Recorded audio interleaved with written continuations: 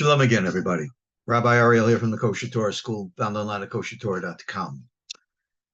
You know, as we look at this war and its growth around the world, I don't think we're understanding what really is going on.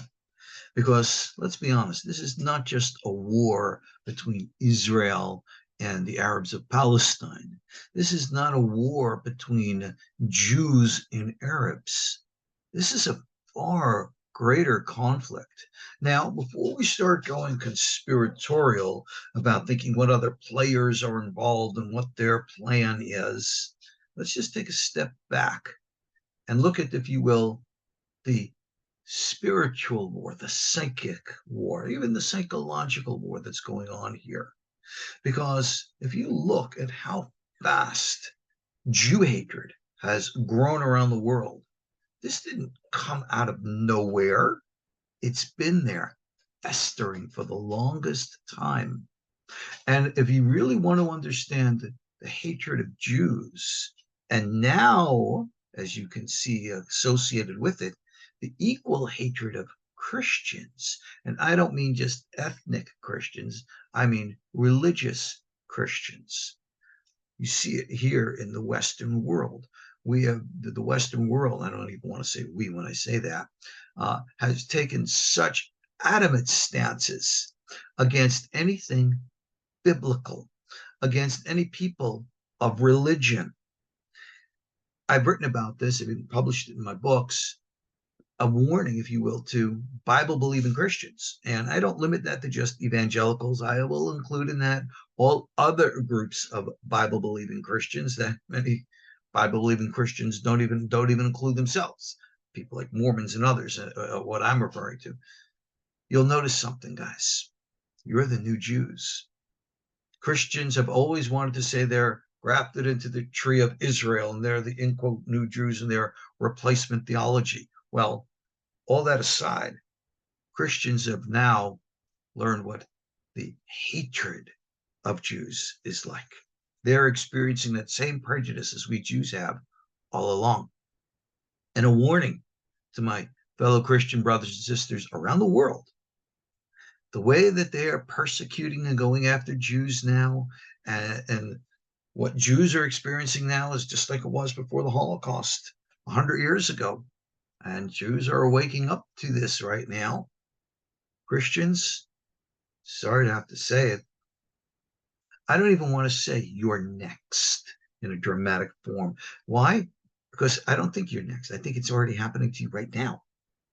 I think that the persecution of Christians is as much, almost as much really, as the persecution of Jews.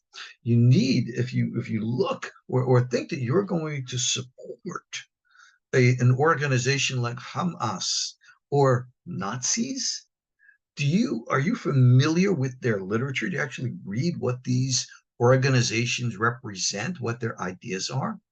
They're specifically dedicated to the destruction, not just of Jews or Judaism, but of all Bible-based beliefs and the people who cling to it.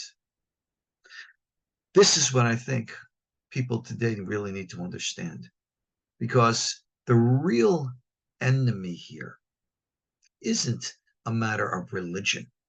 Because if you look at all of these hatred of religion foundations, and again, modern Islam, in my opinion, I think they've been hijacked. Because the foundations of Islam, yes, there are anti-Semitic elements in Islam. No one can deny that. And there are hatred elements in all of our religions. And if we got rid of them all, we'd be surprised how much we could really get along. I mean, theological differences are one thing, but the moral and the righteous foundations which bind us as humanity is our common denominator. And that's what's being destroyed today. Because people have been prejudiced, they've been brainwashed since youth. Hate this group, hate this group, hate that group. And this is around the world. You will see that same type of hatred, one group towards another, all the time, which is a violation of the foundation of everything that our religions, all of them, really teach about one another. But now, the face of the real enemy. The face of the real enemy is the one who is denying the fundamentals of religious and spiritual truths. Their spirit has predominated, specifically permeating the modern world, the secular world, the Western world. Their spirit predominates here in the United States, Russia, China, yeah, even in Israel, and even amongst the Arabs in Palestine. And you know what that evil spirit is? Well, not demonic or anything. We have different words for that evil spirit today. Today we call it agnosticism. Today we call it atheism, in which people are saying, I'm secular and I don't have beliefs in God or anything of the kind. It is those opinions, those rooted deep in the heart, that have become a person's religion. And the foundation of those ideas say to people, we don't believe in a God. We don't believe in a Bible. We don't believe in a morality. We don't believe in a creation. We don't believe in a soul. And as such, all ideas and concepts of traditional religion are antiquated, old, and therefore negative, garbage, stupid, and need to be thrown away. And here you have the Israelis. And what is their claim to the land of Israel? It's our biblical, ancient homeland. We're returning according to biblical prophecy. What do the agnostic and the atheist have to say? Nonsense, garbage. There's no Bible. There's no nothing. So therefore, all such claims are garbage. The only reason why you Jews are there is because of what happened in the Holocaust and blah, blah, blah. You know, the politics of these things. But you see, it's because of a fundamental denial of the place and authority of God in human society. Notice I'm not focusing here on religion or doctrine or theology. Put it all aside, okay? All of our doctrines, religions, and theologies, all aside. Because ultimately, this is something that we call in Judaism the universal spirituality. All right, this is something which is so important because this is what unites us.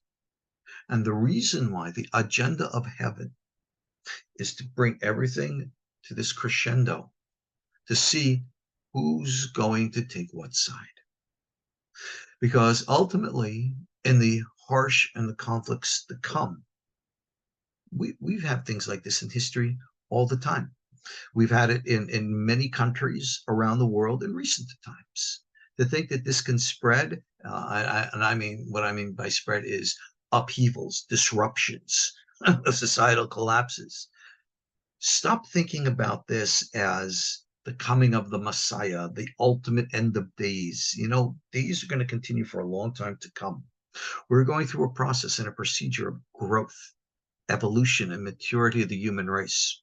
Because one of the things that humanity needs more than anything else desperately is a revitalization, a resurrection of our spirituality. Our spirituality has been buried under piles and mountains of religious dogma and doctrines and theologies which have divided us. Look at the results of that today. Now, the hand of God is involved here, specifically to help remove all of those hindrances and divisions. Because as the going gets tougher, those of religious faith are going to find their kindred brethren amongst members of all the different religions that they never thought of before. Because united we stand in our faith and belief in God, where those who are absolutely adamantly opposed to the presence or reality of God, those agnostics and atheists, the prejudice in their hearts is going to cloud their minds, that they are going to perpetrate their own form of religious jihad against the religious. Now, you think I'm being extreme here? This is all covered in prophecy. That agnostic and atheistic spirit of which I speak has a name in all of our religions. In Judaism, the spirit of what I'm speaking here is called Armilus. The Christians know it well. They call it the Antichrist. And even our brothers and sisters, yes, brothers and sisters in Islam, they know it as Al-Dajjal. They have pointed the finger and said this Antichrist, Dajjal spirit is the big Satan, America. And if you look at the United States and the culture it has exported to the world, it originally, after World War II, was a culture of morals and values and good things. But the United States has become corrupted, and God has seen this. There are forces out there that desperately want to destroy the United States. Who? Same people wanted to desperately destroy the United States 100 years ago. They're back. Not that they've ever really gone anywhere, but okay. God is watching. God is here to test, to measure human souls, to see what side you're going to go on. Because after all of this chaos and everything that's going on now, there will be a new world order. And the way of that new world order, well, that's going to be trying to put aside all of these religious disagreements under an umbrella of a singularity of just plain secularism. Welcome to the world of the New World Order, that of the Armilus, Antichrist, Al-Dajjal. That's what's coming. That's what's being built right now. Man has an agenda. I mean humanity, right? God also has an agenda. And that's something that they, whoever they are, cannot take into account. Remember, there are higher forces involved here. Good guys and bad guys.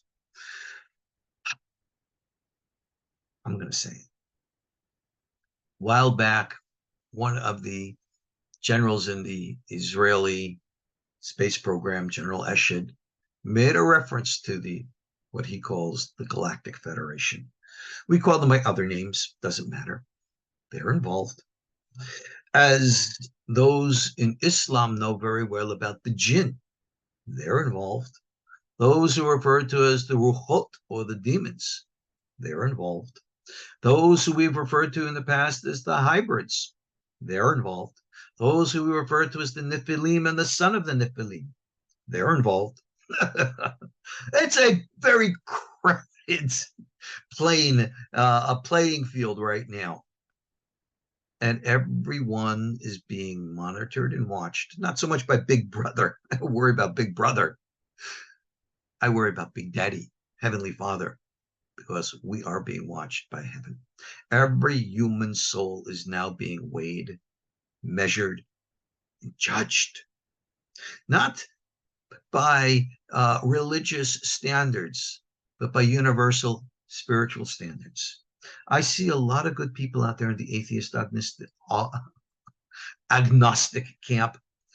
I see you. I know you. I know you're decent, good, moral, caring, good people. You need to get this anti-religious chip off your shoulder. You need to bend the knee to God. I don't care in what form or in what way, but a way that speaks the universal language. And now I'm going to share with you something from outside the Jewish tradition, something that I think everyone needs to understand and consider. In war, people die.